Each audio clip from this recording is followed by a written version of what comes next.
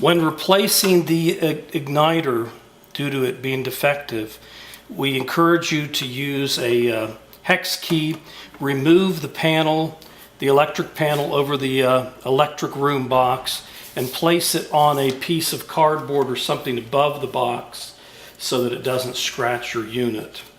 And then as you can see in, you'll be able to see the igniter, which looks like this. The easiest way we found to remove the igniter is there's 2 bolts or screws on each side of the igniter. You can take those off, pull the igniter out gently, and the easiest way we found is to clip all the wires off of the defective unit, and then while that one's out, bolt this unit back in the same way that the other unit was, and follow each of the colored wires to the location where they connect in the wire terminal and replace them.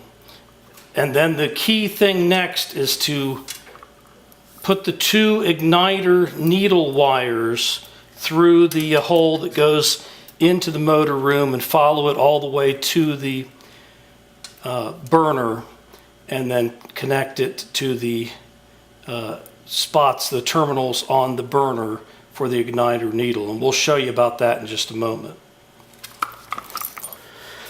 The toughest 2 wires are going to be the 2 wires from the igniter to the igniter needle, primarily because you've got a firewall back here that you need to get your hands under with a tool to loosen the 2 connections on the burner. And so oftentimes what happens is you have to remove the firewall, but in order to do that, you may have to remove the motor, the drum motor. To remove the drum motor, there are 4 bolts on the outside, and we'll show you a picture of that.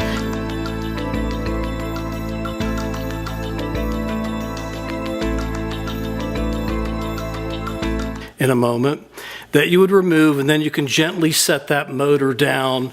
And then there's 4 screws or hex type nuts that you can, or bolts you can remove to pull the firewall out, and then you have easy access to get in with the tool and replace the new wires from the old.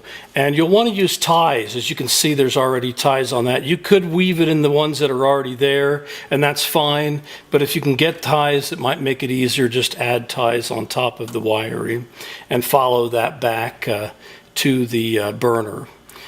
In rare cases, you may also have to remove the blower motor, which is basically removing the attachment on the sidewall here and 4 bolts holding it down to the unit. But that's fairly rare that you would have to do that. After you've replaced all the wiring, if you had to remove the drum motor, you would hook that. First you would put the firewall back up and then put the drum motor back on, and then you could test the unit.